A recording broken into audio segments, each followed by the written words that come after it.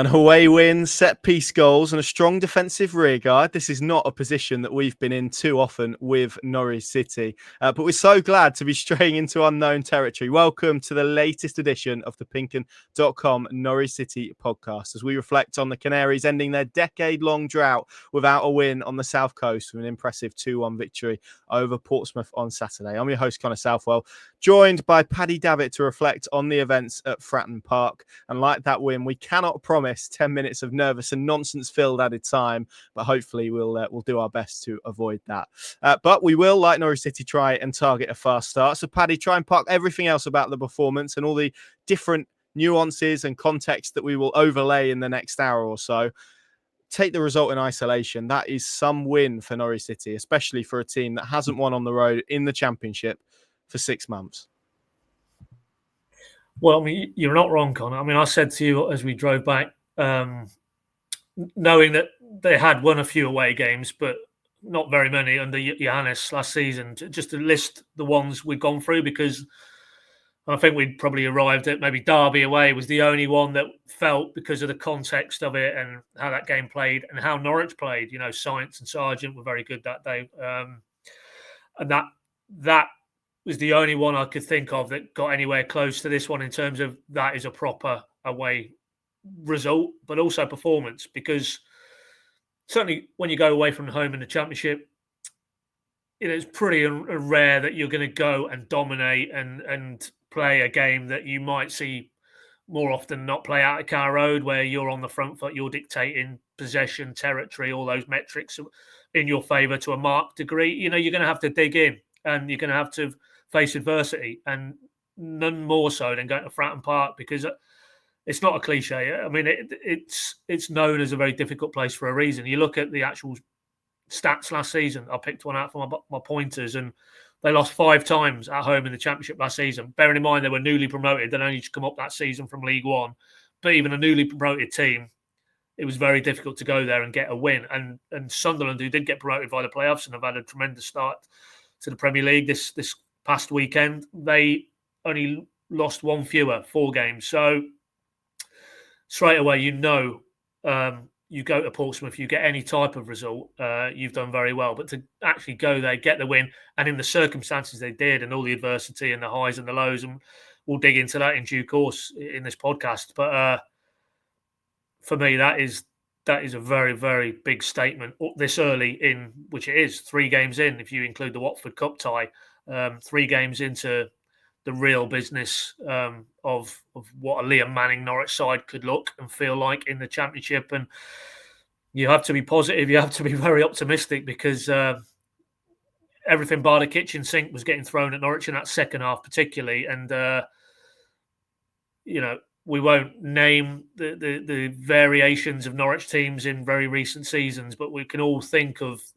the head coaches and the teams and the personnel who would have gone under in the same circumstances, I think, yesterday. And of course, they rode their luck, as you have to do. You know, John Swift's shot cracks the underside of the bar and bounces out in that 10-minute phase of additional time. That could easily go in, and it's a 2-2 and takes the edge off it. But for me, I feel they earned that slice of fortune because of the attitude, the application, the quality in those first half moments, particularly. The precision from set pieces, which again is a marked contrast from what we've seen in recent Norwich times in the Championship. So, yes, okay, well, we won't get overly carried away and think this is now going to be plain sailing, because the reality is it's still very much a work in progress. And Liam Manning was the first to caution, you know, so much more to come from this group of players after the game on Saturday. But, you know, I place a lot of store by the reaction at the full-time whistle, and be that the fan base, those 2,000 or so travelling supporters, be it the players on the pitch, the immediate celebrations and the bond and the camaraderie that they've come through a real tough experience. I mean, you spoke to Vladan Kovacevic, who was quite a key actor in it. I mean, he said it was a game and an atmosphere that he would never forget in his career. And that probably tells you that they had to dig very deep. And of course, Liam Manning and his coaching staff, you know, the ones he brought with him, but also the ones he inherited, to bond them together, all the support staff. You know, that feels like quite a big afternoon in the broader context of what the season might hold for Norwich. And of course, it's one afternoon, and we could all be brought crashing down to earth by this time next weekend if Middlesbrough have come to Carrow Road and they've had an excellent win at a Millwall team who themselves were good enough to spoil Liam Manning's opening day party at Carrow Road. So, there's no guarantees, but you just feel that we've seen enough now, albeit in three games, that there's some really positive signs, some really positive trends. The new players melding with some of the older players. I like the sense that there's some clear identity. You can see what they're trying to do in terms of the shape, in terms of the personnel on the ball, but also that, and this is probably the key to getting that result yesterday, the resistance, the willingness to put bodies on the line, to actually take a pride in defending their box. We haven't seen enough of that in recent seasons either. In an environment that is probably as challenging as they will face, I think, in the Championship this season, because and Liam Manning reeled it off. You've got the fan base, you've got the noise, you've got the compactness of an old school stadium, that the sense those fans are on top of you. It's a very tight pitch. He made reference to that. You don't realise the parameters of the pitch, how suffocating it is, how claustrophobic it is for those Norwich players to go into that environment. Yet they withstood everything that was put in their way, and they came through and they held on to that win. And that's why I think, while still trying to retain a degree of perspective and check those rising levels of optimism, you have to tip your hat and say that was, however way you look at it, a very impressive body of work from the way they played, but also how they resisted as well. And they're all real good traits that moving forward now you would think will only get better, will get even more robust, even more resilient, because they've come through this experience now. And I think that's why Liam Manning, well, as he said to us, he felt exhausted, drained, all those emotions that those Norwich fans, both in the stadium and further afield, would have experienced. But I'm sure when you got on the coach and you're pulling away, I mean, that quiet sense of satisfaction that as the head coach of this, as the figurehead of this, he must be delighted how quickly it feels like it's starting to bed and come together. Yeah, and I thought for 70 minutes, maybe less so the final 20, but I thought their out of possession shape was pretty immaculate, to be honest, from start to finish, and aided probably by a better balance that they achieved with the wing backs. The defensive rear guard, we're going to dig into some of the numbers in just a moment, but all really impressive stuff. That will and want to defend, as you say, those are not characteristics really that we associate with a Norwich team. I think certainly, and you've kind of watched them in this role. I've watched them as a fan for as long, and we don't think of Norwich teams really as being defensively solid or having that necessarily, that will to defend. Last season probably is an example of that. And I think I said to you at half time, really, Norwich City 2-0 up, looking quite comfortable. It's the type of position where they've managed to kind of snatch a draw or defeat from the jaws of victory quite often. And the fact that they were able to dig in, I guess probably we could latch Watford onto this in midweek as well, because they were in a similar position where they concede late. The home team then have a lot of momentum. Many teams would have gone under in that type of atmosphere and pressure. And yet, as you said, they rode their luck, hit the bar. They had a penalty shout at the end that John Mousinho was certainly left very frustrated by, that they didn't get.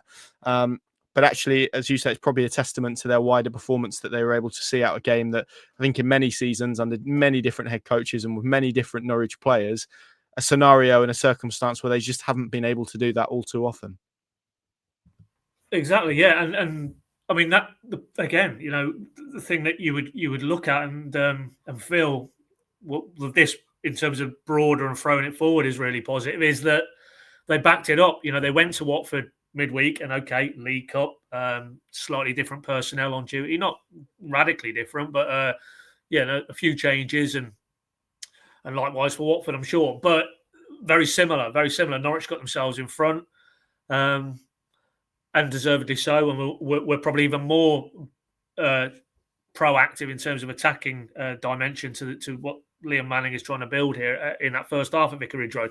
But equally, Watford, I'm sure their manager had some harsh words, because they came out far more aggressive, far more in your face. I think Jacob Wright got tipped up, Ben Kraseni as well, and that weight of pressure eventually told, and they got a goal back, and then it was in many respects, a mirror image of what Norwich faced in the second half at Fratton Park on Saturday. And in very close proximity, within the space of a few days, to face that challenge again, and the result is still the same and the outcome is still the same, that tells you that the underlying behaviours, the culture, that bond and that camaraderie that clearly is, you can't achieve results like they have done in the last 2 days without that.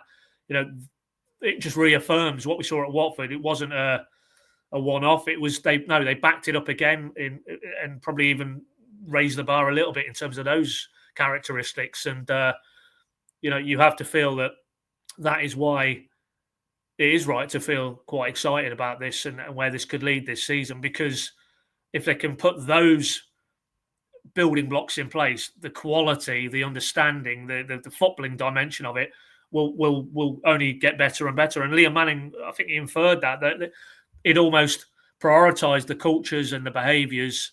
And you saw, the competitive element that was stamped through everything they were doing on and off the pitch during pre-season, that he felt that was your base or your core of what he was trying to achieve. And maybe to the detriment thus far in 7 or 8 weeks working with this group of players, to the more finessing of the footballing dimension of what it looks like, what Norwich are trying to do, how they're striving to get themselves up the pitch and create chances and score goals.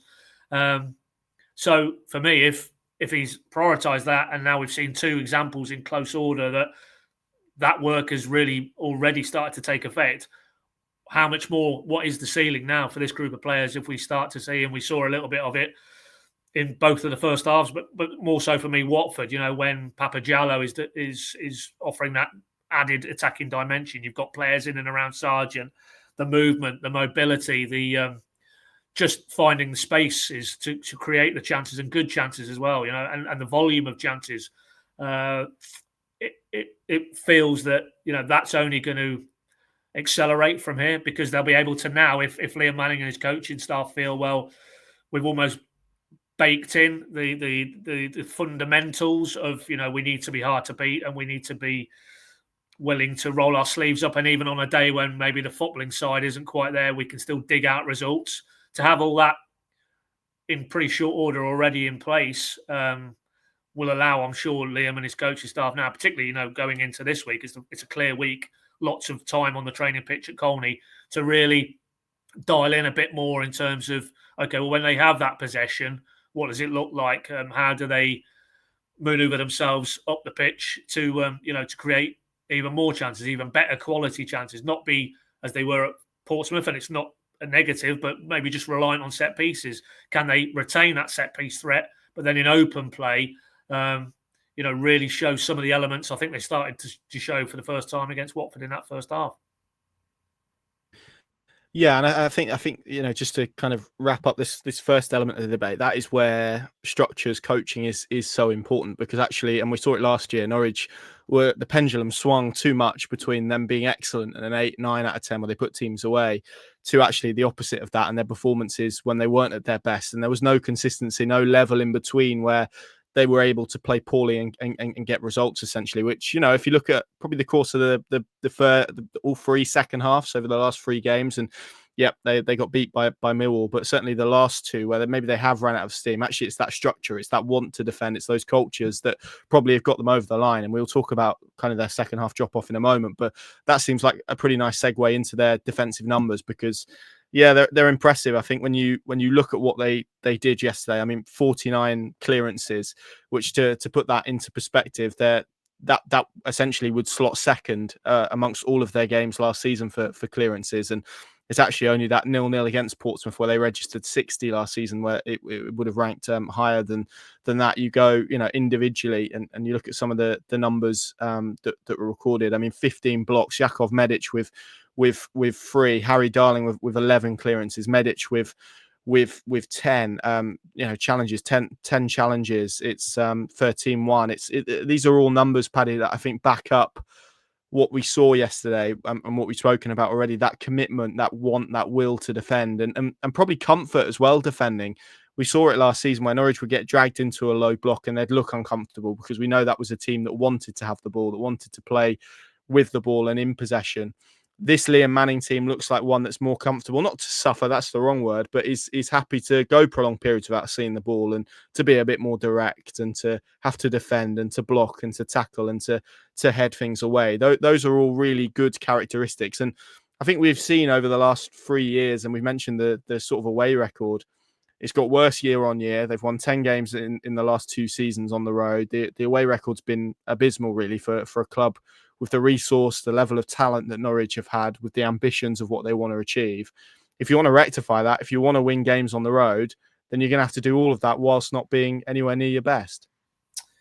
You do. And just as you were talking there and focusing in on the centre-backs, even though it's broader than that, but I go back to all, probably from Worthington's promotion-winning side onwards, and the centre-backs were maybe not the best technically, maybe not the best footballers, but, Mackay and Fleming, and not to be disrespectful to them in terms of their footballing ability, but they were type of players who, similarly in that environment that they found themselves at Portsmouth, would almost relish that challenge and see it as an affront if they were breached too many times. And you can carry on. The Lambert era, those centre backs, Whitbread and Ben Jens Bertolascu. I mean, those type of players, and Alex Neil's era, and even Farker, despite what he did build in terms of aesthetically a very pleasing style of football. In players like Zimmerman, in players like Ben Godfrey, pure defenders. Not Tim Close, obviously a bit more refined, but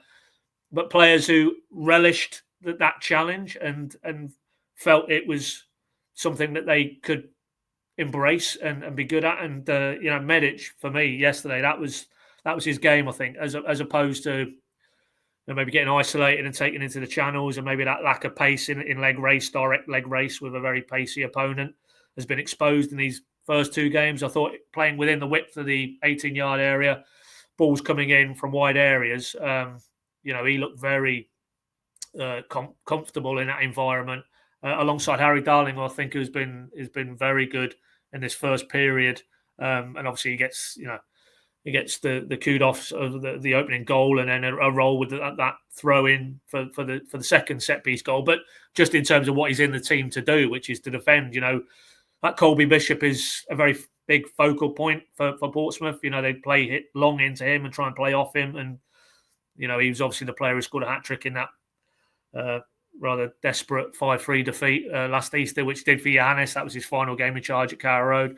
Couldn't handle him that day. But Harry Darling, he seemed to enjoy the close quarters action, and so did Medic later on in that game, actually, when he locked on to Bishop. So, yeah, that it clearly is the difference with a Manning team as opposed to a Torrop team, but even maybe further back a Wagner team or a Smith team, that there's certainly no slight from them to just defend their box, clear their area, and maybe worry about the actual possession element of that facet, because there are times when, and there were times yesterday, where it is simply just whatever it takes, whatever part of your anatomy you're legally allowed to use it to do all you can to keep that ball out of your net. And bar one very good strike from Adrian Segatic, which, having seen it back now, it looks like it almost gone through Topic's legs and picked up a little bit of pace and a bit of swerve to beat Kovacevic. But other than that, he was very well protected. And when he had to make a save, it was usually a Norwich player who was quickest to react and to complete the clearance. So, yeah, all of those signs are very positive that they have now and Cordoba as well. That he's physically very capable and very able now to withstand that type of threat. It was him and Shane Duffy in that game you referenced, Fratton Park last season, where they really had to, dig deep and defend their box. So they've got 3 out-and-out centre-backs who all look very comfortable defending, which seems like you're stating the obvious, but, the modern-day nature of the game, and certainly under Johannes, there was almost more of an onus placed on what they could do on the ball and in terms of the build-up and the deep build-up and being the trigger for that, rather than actually, maybe it's more old-fashioned, but, a defender should be able, first and foremost, to be very good at stopping the opposition from scoring goals and then work out from that in terms of their technical quality on the ball and their ability to plug into what you're trying to do in terms of position the ball from back to front. So, yeah, again, relatively small sample, but 3 games in, it looks like in Medic, Cordoba and Darling, they do have defenders who are defenders first, and then, whatever else technical attributes they've got on the ball, we'll see as the season develops. But having those profile of players, I think, does allow Norwich to not be at their best, not to be, as you said, an 8 and a 9 out of 10 on the ball, yet still go away to a place like Portsmouth and get a result and a positive, win at that. Absolutely. I recognise this won't work too well for our audio listeners, so apologies to the people listening to us in your ears.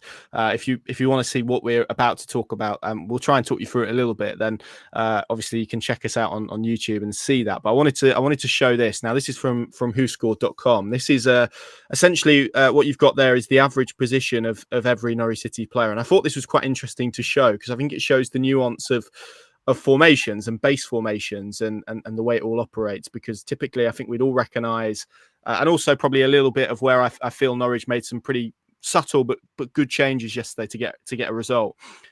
We'd recognise that Norwich formation, 3 centre-backs as a free with wing-backs ordinarily. I think that shows there, that graph, a pretty clear back 4. You can see it there, 3 Jack Stacey, 5 Medic, 6 Darling, 33 obviously Jose Cordoba. They're lined up essentially in a 4 there with Diallo in front. And it almost looks a bit more like a 4-4-2, which is the position that they tried to take a bit more out of possession. But this is where there's a few things I want to pick out of this, Pad, that hopefully will make sense and align to what we're talking about from a defensive perspective. But I would say for those watching and for listening, the deepest dot, other than obviously number 1, which is Kovacevic, is Jakov Medic. And I think this was a key part of yesterday. And we'll come on to speak about Kovacevic in just a moment. But it was probably that recognition in a week. And like you say, they haven't had a huge amount of contact training time from that Millwall game, really, because of the midweek game recovery sessions and whatnot. So a lot of the work that they've been able to do in the last few weeks has been video based and analysis based. And you look at that, and I think you recognise there just the subtle change of Medic's position, a little bit deeper, little sort of probably stepping onto the play a lot more than I think he was last week. But that enabled him, I think, better positionally to deal with the threat of Josh Murphy and the pace that he had, and whilst able to kind of do a lot of the physical stuff.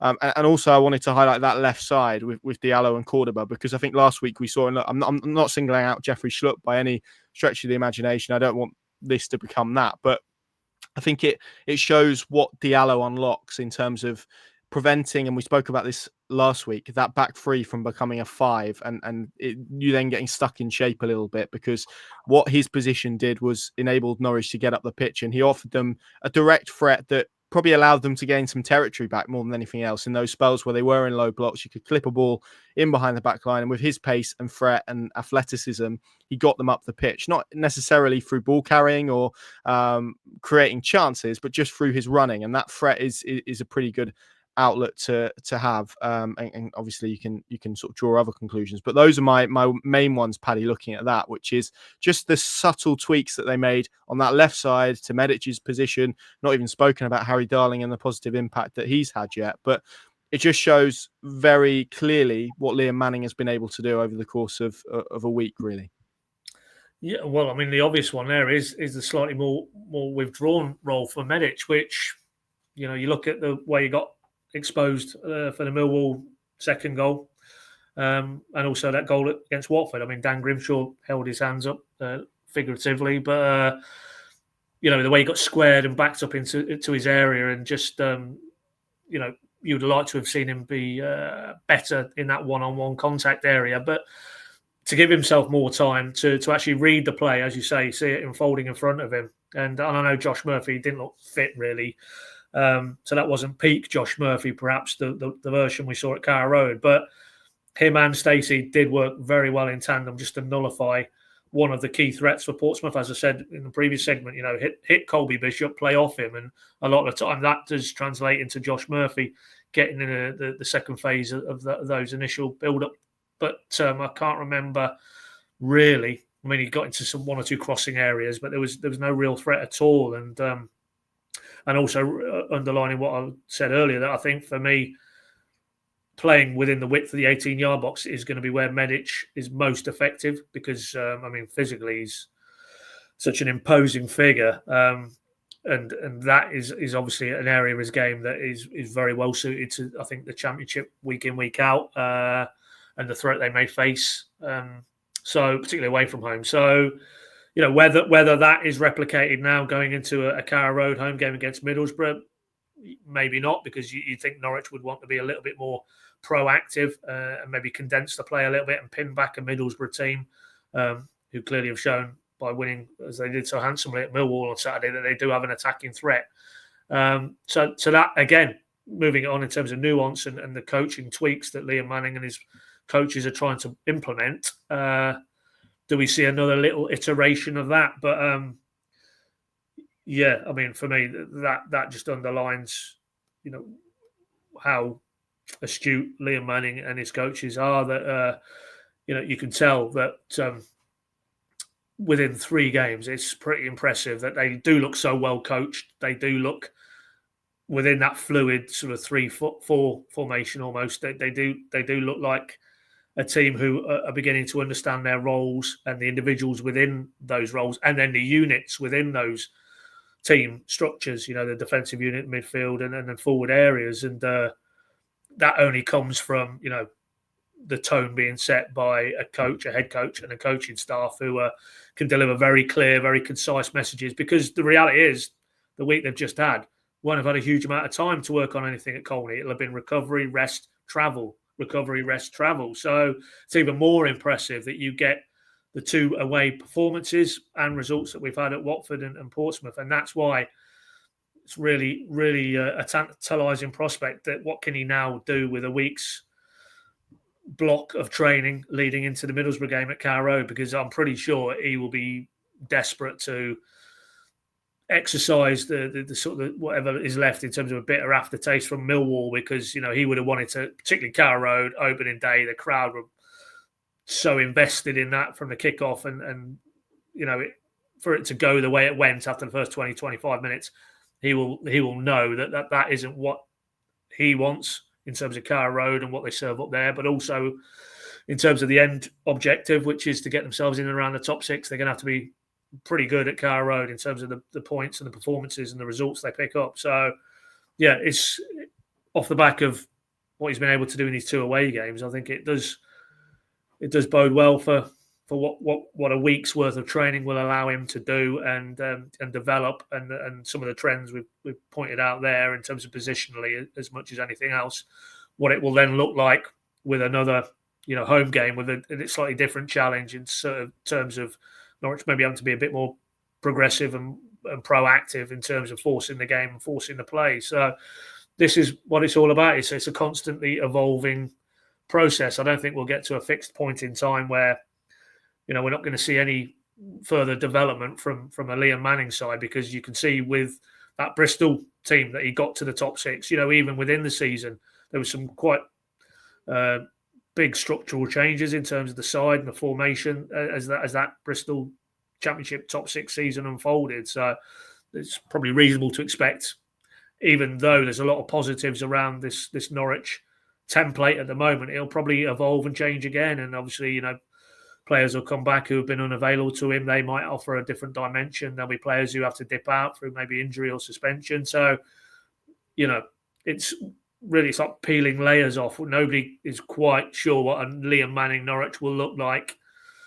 20 games in, 46 games in next season. But the fundamentals that he's trying to instill, looks like he's already gone a long way down the road. And I think that's why you could sense in his demeanour, I thought, speaking to him pitch side at Fratton Park yesterday, that there's a quiet satisfaction that a lot of the work that they've done, that they had to do, he feels that those players have taken that on board, and now they've got that platform. It's just like building. It's like the house analogy, isn't it? If you can put the footings in place, then you can start to push out and I don't know, find your conservatory, find your extension to your kitchen, and put something in the loft, sort of thing. So all of that is exciting, because I think we're all pretty confident that this group of players and the additions they've made over the summer has improved a group who were mid-table at best last season, because that's where they ultimately finished. So how high the ceiling is. That's the imponderable. Nobody really can sit here at this stage and say with any authority that, okay, I've seen enough now. This is a team who are destined for whatever position in the table. But I think we can all probably feel that it's going to be better than where it ended up at the end point last season. Yeah, agreed. And that is the value. And you mentioned squad as well, coaching wise. That is the element that Ben Napper is investing in. The fact that he feels that Liam Manning is in a better position with his coaching techniques, with his methods to get more out of this squad than obviously Johannes Off-Torp did last season as well. And I think, and to be fair to Johannes, there was a couple of examples of similar level of results, although we could maybe debate them. And I think we did that in the car last night with those Luton away, wasn't there, and Watford away, where they did really grind out victories. So there were examples of it last season. The key is now, and we spoke about it right at the very beginning, not to get overexcited. It's one game, it's one win. It's now about seeing if this template can be replicated over the upcoming away games. Blackburn next time. They've got Coventry on the road as well. Those challenges are going to be different, and obviously the test is whether this approach is something that over those games and beyond are able to ensure that their form on the road progresses. Paddy, obviously a key pillar of that defensive, or those defensive elements and improvement yesterday was the goalkeeper, and it would be remiss of us not to talk about Vladan Kovacevic, who probably emerged from the game with the most credit. I would say. I think again, correct me if I'm speaking out of turn, but I think we spoke last week coming off the back of Millwall, and I think there was not concerns. That's a bit strong, but I think you watched his performance and felt he's, it's understandable. He's come from a foreign league. He's had a difficult spell to walk into the Championship. It is a bit of a culture shock, I would imagine, and having crosses rained into your box, and it's a really tough test to play Millwall on the opening day as well. The physicality and intensity that they play with, but. He looked rooted on his line. He didn't look the most confident, the most commanding. And yesterday, it was like a different goalkeeper in terms of taking crosses, the saves that he produced. Clearly, it's going to be the penalty save that he comes out with most credit. But actually, I was more impressed with the proactivity to his goalkeeping, claiming crosses. That one time where the ball came over the top and he had the almost audacity, really, to chest it away from Josh Murphy and to play with his feet. That comfort in possession. It was a much improved performance from him yesterday. Absolutely, yeah, and that's a positive. We're talking about almost the speed of evolution. Maybe on a macro team level, but just there as an individual, a case study. He did look undercooked in terms of the threat posed by Championship teams who are physical, will try and test an opposition defence / keeper, particularly one new to this division, new to this country.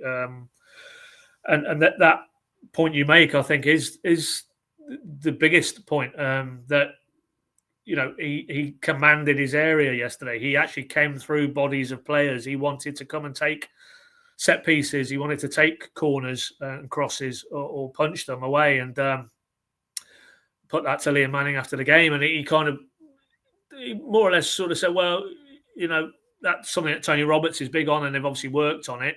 But made the point, maybe the way the game has evolved, you see less and less of that, whereas, 10, 15, 20 years ago, that was the stock in trade for a goalkeeper. And it certainly wasn't about their prowess with their ball at their feet or their chest in the example you quoted there. So the game has changed in terms of the demands placed on goalkeepers, absolutely. But I still think there are fundamentals that you would expect, particularly in the Championship, particularly against really physically imposing teams, that you need from your goalkeeper. And one of those for me is that presence that you're Harry Darling, you're Jakub Medic.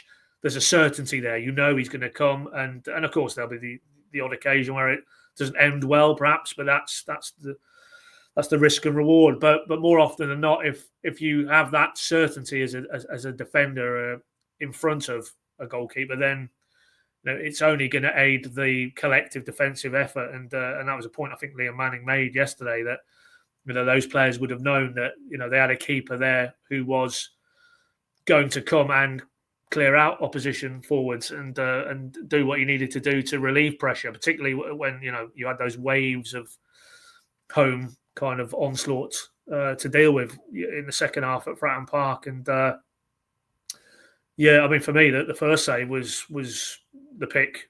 As good as the penalty save was, it wasn't the best struck penalty, let's be honest. And the fact he guessed right, it was almost one of those, he was going across and waiting for the ball to come to him. But that one where he shuffled across his line and the in-swinging ball has, arrived at Regan Poole, I think, about 4 yards out. I mean, it's just pure instinct. It's point-blank reaction stuff. And in the context of the game, 1-0 up at that point, a minute later, Josh Sargent's making it 2-0. How big a momentum-shifting moment that was. You just can't underestimate it. And it obviously fueled his confidence, because you could see from that point onwards, it was personality-wise chalk and cheese from what we saw against Millwall, where he was hesitant, unsure of himself a little bit, probably a little bit, what on earth have I let myself in for here? Rabbit in headlights a little bit, and not to be uncharitable, but I remember that there was one or two occasions, where the balls had come in and he'd been jostled, and he's appealing to the official on that opening day for a foul, and couldn't believe that he wasn't getting a decision. But that's not going to happen as often as it would have done in some of the leagues he's played around Europe, and that's the nature of England and the Championship. So to go from Millwall to what we saw at Fratton Park, and I've already touched on it. You spoke to him. I'll bowl it back to you, and you can give a bit of an insight into the guy's own mindset and what he made of that experience, because he definitely referenced it as a career highlight that he wouldn't forget in a hurry, because probably it's a type of challenge he's never had to experience before. And for him, on a personal level, new to this country, new to this football club, big gloves to fill in terms of Angus Gunn. I wrote about it in my pointers. That could be a sliding doors moment. We could now see him just blossom.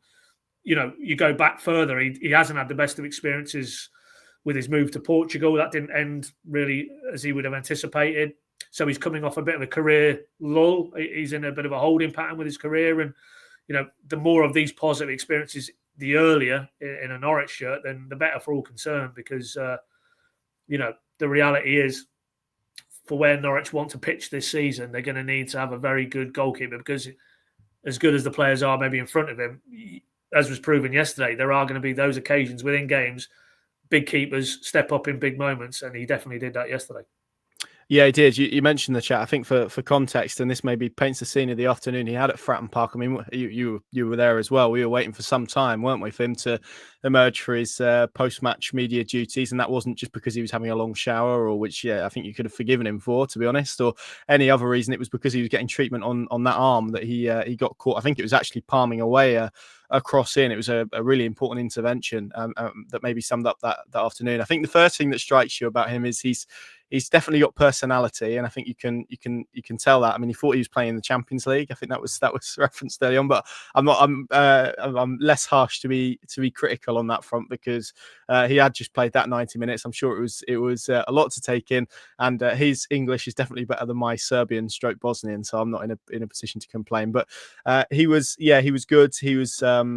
He spoke about, he said, if you saw my back and my arms, I'm full of, he said scars, but I think he meant kind of scratches and kind of cuts and stuff, which maybe is an example. And I think it's new to him, the physicality. And he was kind of saying, now I know what I need to be ready for and what I need to be prepared for, and that aggression that I need to bring. And those are elements, I think, that clearly, and I think this may be an element that we underestimate, and maybe I don't think it was underestimated last week, but with a Jakov Medic, with a Vladan Kovacevic, as we said, it's all very well and good sparring in pre-season and experiencing different teams, but actually when you get punched in the face by Millwall on the opening day, that's really, and then subsequently, I guess, again by Portsmouth, that's really when maybe what is the challenge of the Championship really dawns on you, and it really shows what you've kind of let yourself in for. And I think maybe last weekend, as they trudged off at Carrow Road after that defeat, you wouldn't have forgiven them for sitting in that dressing room with their head down, thinking, "Goodness me, what have I let myself in for here?"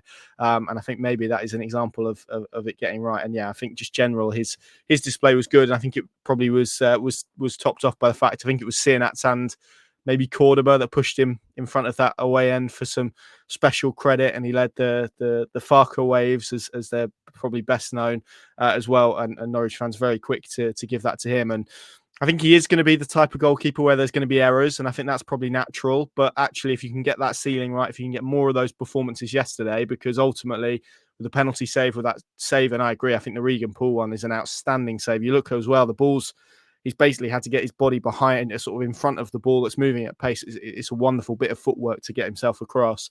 That ultimately, those two bits of goalkeeping have ensured that Norwich City have walked away from Fratton Park with, 2 points extra at the very least, maybe even 3 if both of those go in. And they're not the type of saves that Norwich City's goalkeeping department made, whoever was in goal last season. And, away from home, as we've spoken about, those are the fine margins that need to go your way in order to do that. It was a good save as well that he tipped over from, I think it was Segasic as well in the second half. So, yeah, really good performance from him and really, really encouraging, and hopefully a lot more of that to come. And I guess, Paddy, the other element that I want to talk about before we talk about the second half drop off is set pieces, because it was a really, actually, I've watched it back. It's a really clever free kick. Actually, you look at the way Harry Darling completely free in the 6-yard box, and I think you're almost wondering how on earth has he been left so free. But actually, you watch it back on the highlights, and it's really clever in terms of how Norwich have blocked off the 2 defenders and allowed Darling a clear run at goal. So that was clever. And this was only really revealed in Liam Manning's post match about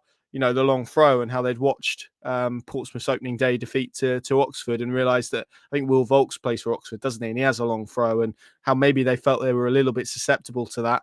And of course, that led to unlocking Harry Darling, who knew is Rory Delap, not reincarnated because he's not dead, but in a footballing sense, because that was some long throw. And I'm sure somewhere Tony Pulis was sat with a big smile on his face at Norwich City's goals yesterday. A goal's a goal, it's like they're saying golf, isn't it? There's no pictures on the scorecard, but let's not underestimate. I mean, Liam was, joking aside on the sort of the Harry Darling revelation that he was just, quote, messing about at Colney after training.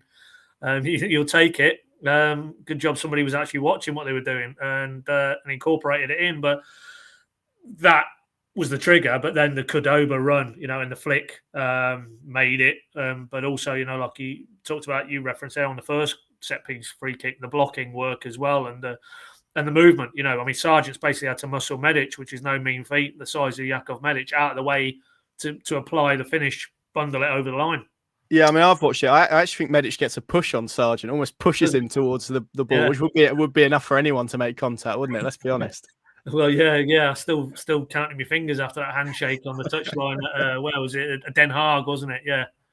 What a physical presence he is. But just to interject, does Nick Stanley deserve some credit here? Because he took a lot of criticism last season for set pieces, and I think it's easy to just highlight a set piece coach when things go wrong. But we mentioned the blocking, the throw in as well. That was all very deliberate, very pre-planned.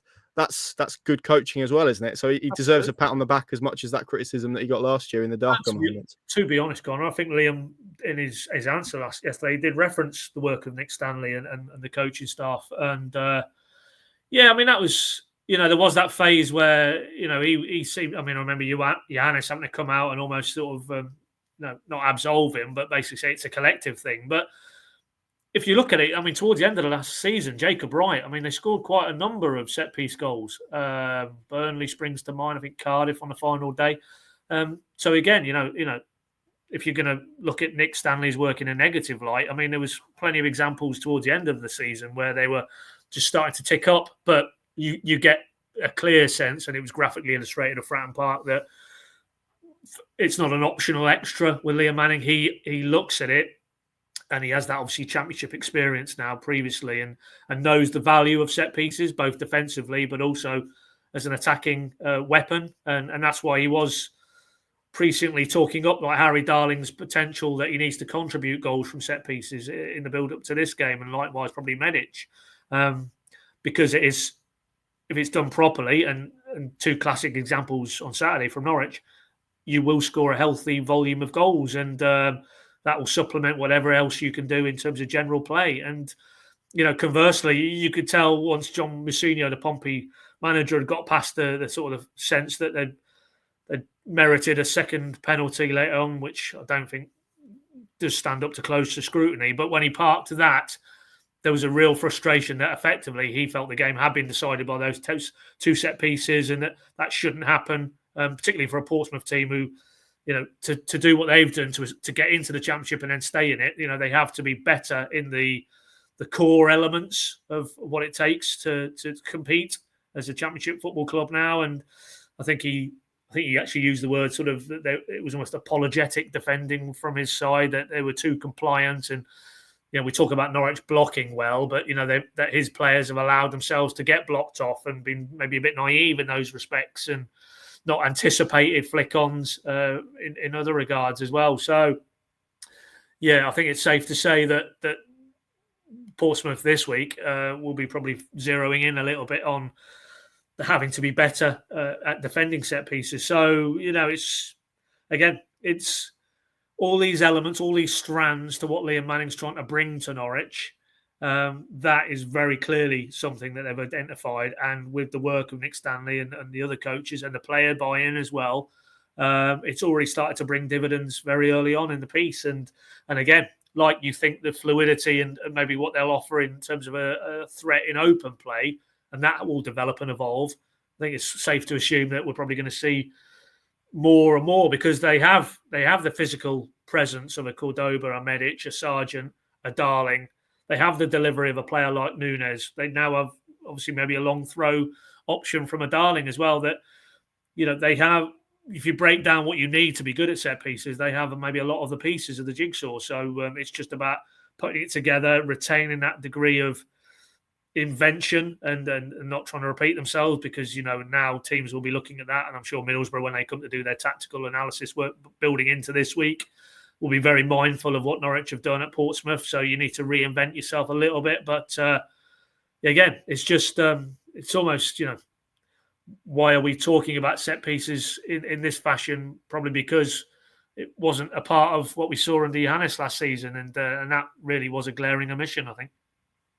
Yeah, it was. I mean, they were pretty good at it under David Wagner, weren't they? And when Andrew Hughes was obviously in charge of it as well. As an aside, I mean, I'm enjoying the general kind of comeback of the long throw. It feels like in the last year or so we've seen that come back into football a little bit, which is good fun. And you're I think defensively as well. Just to kind of add on to that discussion, it's maybe not a sexy thing to talk about, but I think they've looked far more comfortable from defensive set pieces. I'm not really sure they've looked like, bar the one that Paul obviously had saved from Kovacevic, and that was kind of second phase of one, wasn't it? I'm not sure they've really looked too threatened by Millwall, who we would associate as being very strong from a set piece perspective, and Portsmouth as well, who have some pretty good aerial threats. So that's a positive. On to not concerning, but I think we spoke about trends earlier, Pad. I think there's been a trend over the first 3 games that some Norwich fans have noticed, and that's probably second halves and Norwich's performance is tailing off as a collective. I do think this one there is maybe a little bit of mitigation for, because I referenced it. I thought for 70 minutes out of possession wise, their shape, and we've kind of spoken a little bit about that. I thought they were excellent and pretty near perfect in terms of their work out of possession. I think the final 20 minutes become a little bit more frenzied. It becomes a little bit more desperate. They're very deep at that stage. I thought generally throughout the second half yesterday, their possession wasn't great either. They didn't have enough spells to kind of break up the Portsmouth momentum. That's probably also true of the Watford game and definitely the Millwall game, where fitness-wise as well, it just looks like physically they're a little bit leggy as well. I think substitution-wise, there was probably an element as well, and I don't want to single out Callum Fisher, and I'm not doing it in any way, because I thought he had a very good game on Tuesday. But yes, I thought it was noticeable how he came on, and suddenly there were a lot more long balls to Norwich City's right-hand side, and the pressure, they were constantly Portsmouth piling onto that, which ultimately led to the penalty. There are loads of different elements to add to this, but is that an element, we've spoken about maybe the elements that Liam Manning's added from a Norwich City coaching perspective. Is that the next bit to try and get what has been pretty good 60, 70-minute displays over the first 3 games, definitely opening 45s, deeper into the game, albeit I do think yesterday there was a degree of game state, and, you're at Fratton Park, Portsmouth are behind, the crowd are going to come onto them more, the team are going to step up more. That is probably natural to an extent, but do you kind of recognise those trends that some Norwich fans are concerned about? Well, I mean, yeah, I mean that's how these games have panned out. But whether that's representative of a trend, I think 3-game sample is probably a little bit too small for my liking. I mean, the reality is both Watford and Portsmouth had to chase the game. They had to commit bodies forward. They had to almost have an air of desperation about them and a frenzied nature to how they approached those second halves in the last few days. So that, as Liam said, it's the nature of the Championship that the margins of these games that are decided on are usually pretty fine. It's like maybe an incident here and an incident there. And if that is the case, then by definition, it's probably very unrealistic to expect Norwich would be able to go to Watford and replicate their first half performance in the second half. Likewise, what they did at Fratton Park. These teams are going to have periods you are going to be under pressure. That feels more amplified at a place like Fratton Park because of its reputation and, historically what they've done there, Portsmouth, in terms of picking up results. But I just think it's another part of the challenge when you, particularly away from home, when you go away, and I don't see it as a negative that Norwich have had to dig in and defend their box and put bodies on the line. I think that's off the back of the previous sort of debate we've had on this podcast. That's actually a positive for me, that they aren't, maybe to draw a pertinent parallel with Johannes's sort of approach. It's not a one-trick pony operation that if plan A isn't working, what's next kind of thing. I mean, with this group of players and this head coach particularly, they are able to mix it up. They are able to not be at their best, almost fluent, not even game to game, but within games, as we've seen in these last two particularly. But you could, I guess, throw Millwall in there as well, but still find a way. I mean, those for me are very, very healthy traits. And yes, of course, you wouldn't want the air of desperation that was there in the last, 15, 20 minutes plus the 10 of additional minutes at Fratton Park, because that doesn't do anybody's pulse or heart rate any good whatsoever, whether you're on the touchline or in the away end or watching further afield. But I think you do have to really appreciate that the Championship is whoever you play, and it is a bit of a cliche, but it is no less true that away from home in this league, you are going to be under pressure in periods of a game, and you will have to resist and you will have to come through. And maybe that was to a more marked degree yesterday at Portsmouth, but nevertheless, I think I'd be more concerned if they wasn't able to withstand those type of challenges that they found at Watford in the second half, found at Portsmouth in the second half. Obviously didn't manage to extricate themselves from the situation they found against Millwall, but two of those three games they did. I'll be more concerned if they couldn't handle that challenge, because the reality is over the remaining 8-9 months of this season, they will have that challenge, particularly away from Carrow Road, and they'll need to be able to resist it. Because even the best sides, the sides who maybe ultimately prove themselves to be the top two, the top six contenders, you can guarantee they have that DNA built in that they can go away from home. Burnley, Scott Parker's Burnley, they came to Carrow Road last season. They wasn't the better team. Norwich were the better team that day, but they ground it out. They withstood the pressure and they found a way to win. And, likewise, Leeds, maybe even Sunderland. I don't think, even though it was my team that they got the better of, that they were necessarily better in the playoff games against Coventry or Sunderland or Sheffield United. But they found a way. They dug in, they withstood that adversity, and they found a way. And those, for me, are really healthy attributes. So I wouldn't have the slightest bit of concern that anybody wants to maybe portray a narrative that there's an issue there because Liam Manning's teams have got to 65, 70 minutes in these three games and then found themselves having to hit reverse gear. I think it's just a reflection of maybe where they are in their cycle, and that they're actually done enough in the intervening hour in the last two games anyway to get themselves in a winning position. I think I'd rather accentuate that and know, going right back to what we said earlier, that they haven't really dialed in too much in terms of on the ball and control and taking the heat out of games by what they do in possession. That body of work is still to come, I think. Really, it's only in its infancy. So once they get into the season and they're able to put some more work or more focus into those areas, then maybe it won't be a case of it's 65, 70 minutes and then it's right, lads, it's retreat back to Kovacevic and then defend for dear life. I think you'll see that they'll be able to manage the game situations with less discomfort. So, yeah, for me, not really concerning that they've actually found themselves in very similar game states, because we look at it now, 3 games in, they've won 2, and the other one, really in one, it came down to one poor piece of defensive play from maybe Medic and Kovacevic that gave Millwall that win. They could easily have drawn that game or even, found a winner. So, again, fine margins. They fell the wrong side of it in one of the 3. They fell on the right side of it, fall on the right side of it in the other 2.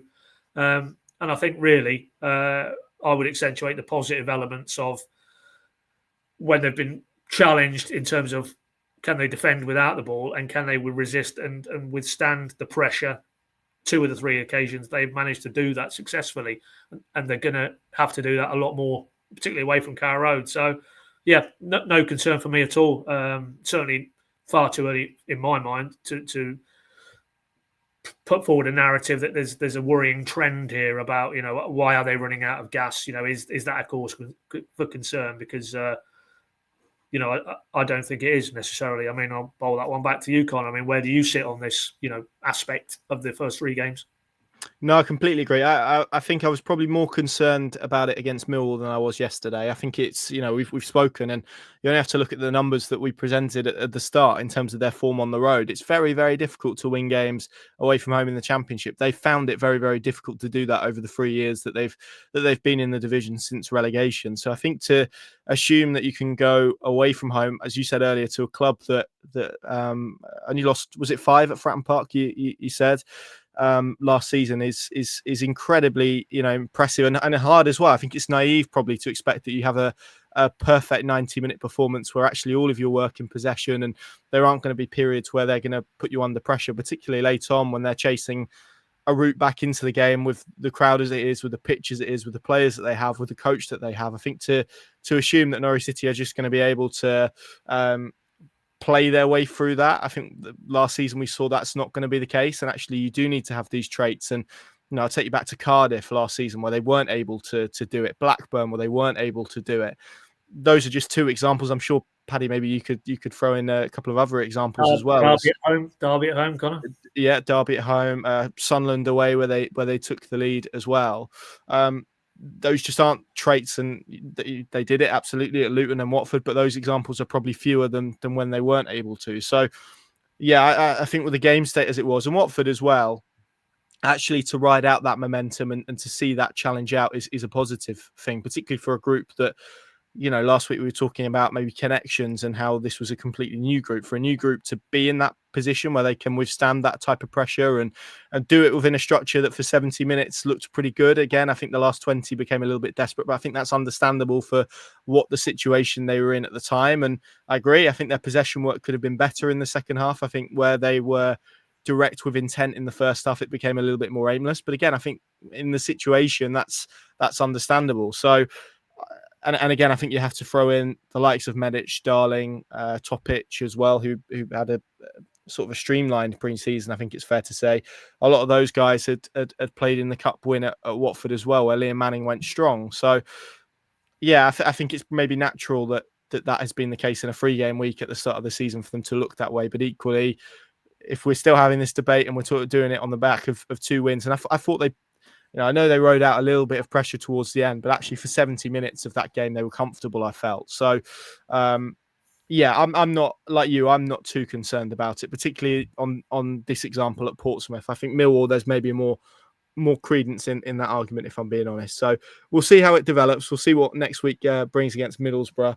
I still say generally, I think I'd like to see more from them from an attacking perspective, from open play. But I think we're of agreement that, as you said earlier, those are the bits that are hardest to build and take more time.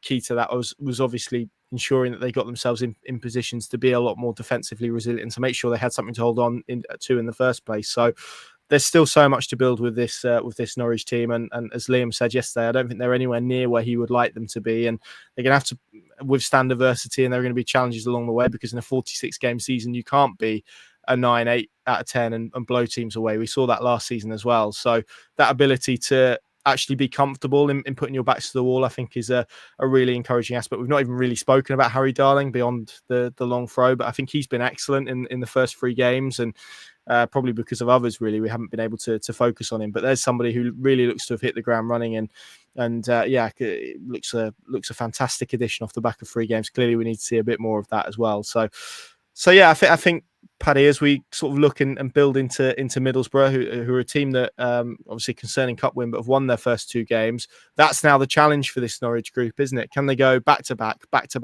Because those are the elements in terms of putting runs of results together that ultimately they really struggled with last season, apart from in a negative sense towards the back end of that campaign.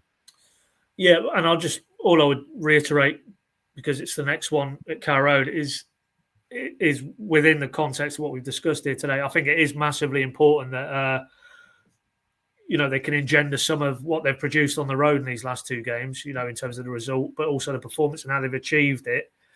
That needs to come together, I think, in short order at Carrow Road, because if you can get, we saw at the kickoff, that was, as Alex Neil said on the opening day, it was just an electric atmosphere. There was so much positivity and excitement and a groundswell of, we love what this club has done this summer. We like the refreshing that's gone on from owners to head coach to coaching staff and then players as well.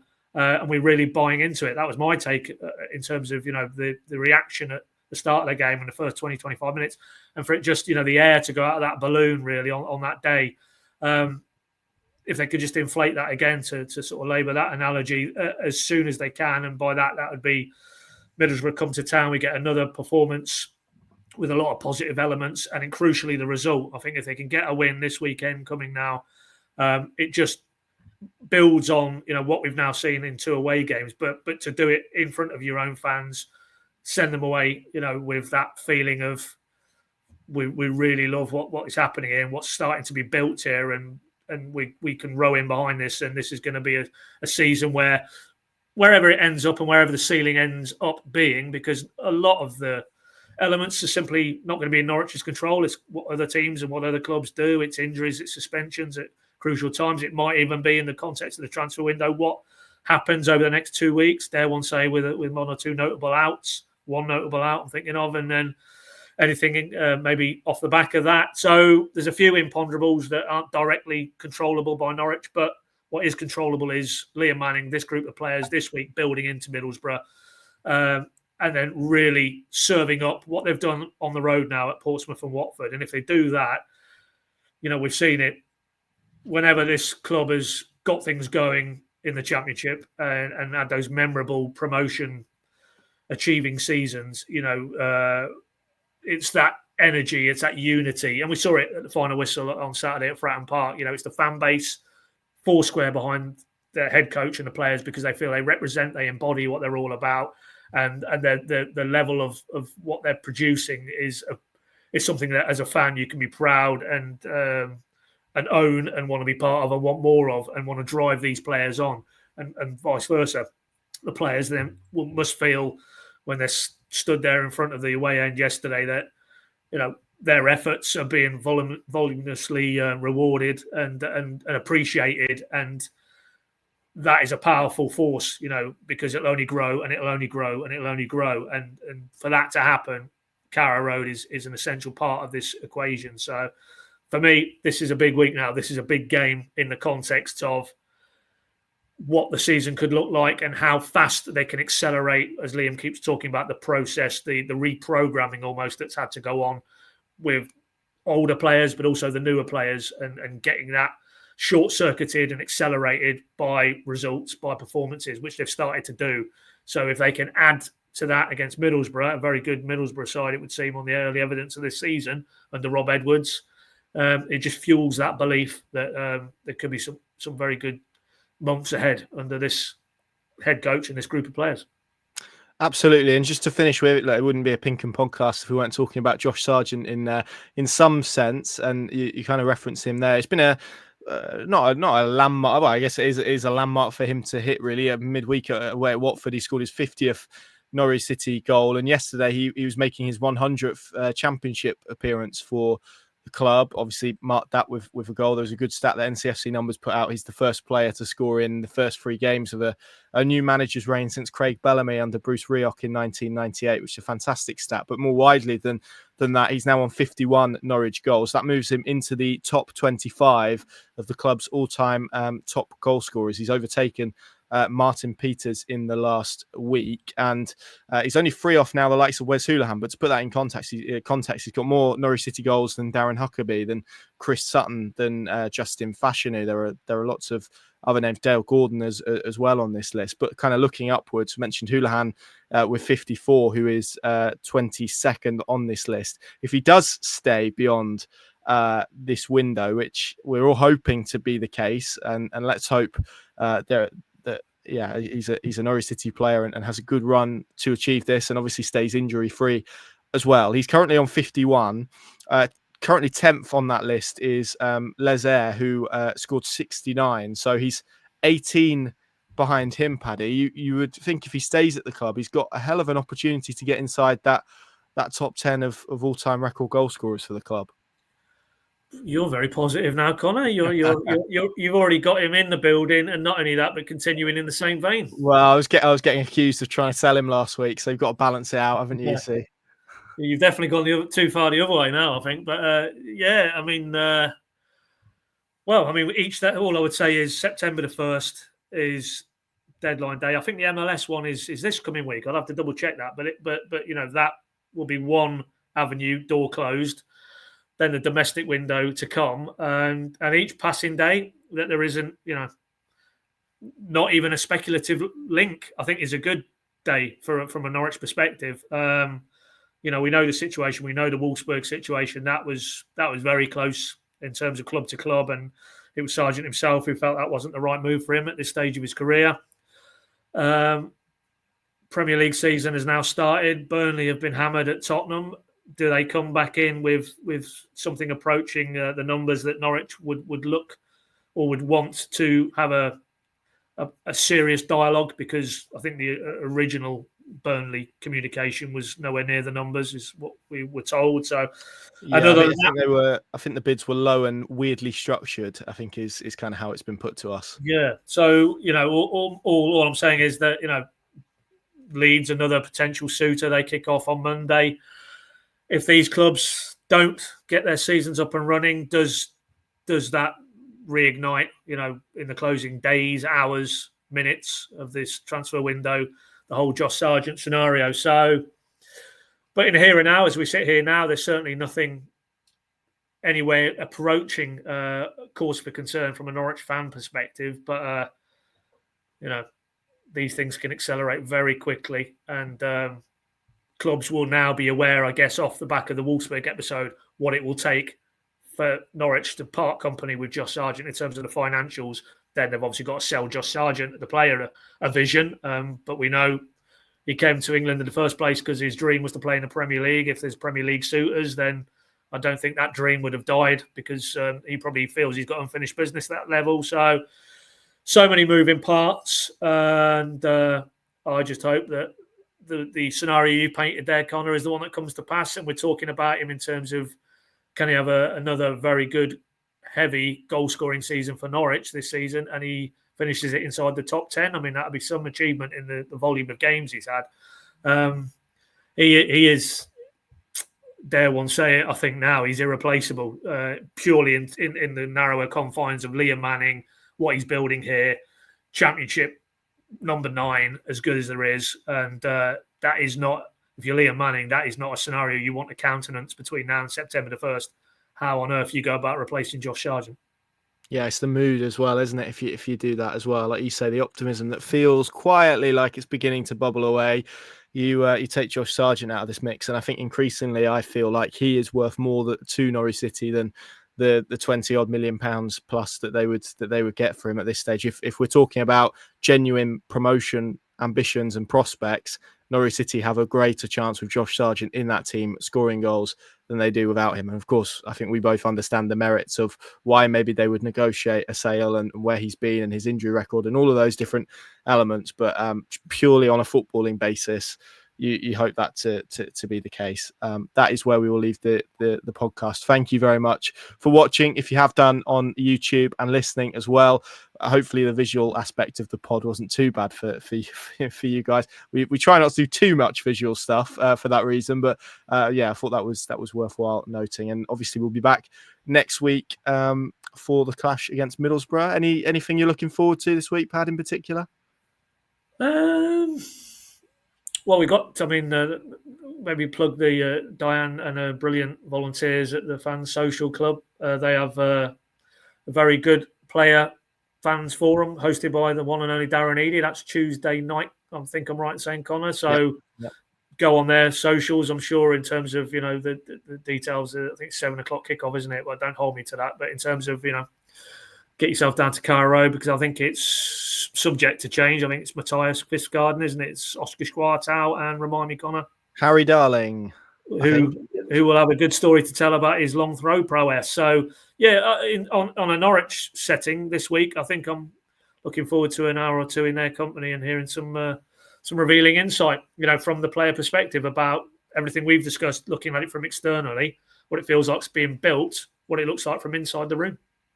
Absolutely. We'll put people on notice as well. The press conference that Liam Manning's going to do on Wednesday is going to be from Carrow Road, not from Colney, just for reasons that they've got a staff meeting that he's speaking at. So don't be alarmed when you see Paddy rocking up to Carrow Road. They're not going to unveil or announce anything massively significant. I'm off for a few days in the quiet hills of Wales, and hopefully when I return next weekend, Josh Sargent is still a Norwich City player and everything is all well in the world of yellow and green. And hopefully that will be the case after when we come back to record one of these, and we're talking hopefully about another victory for Liam Manning's men. Thank you very much for joining us. We'll see you again very soon.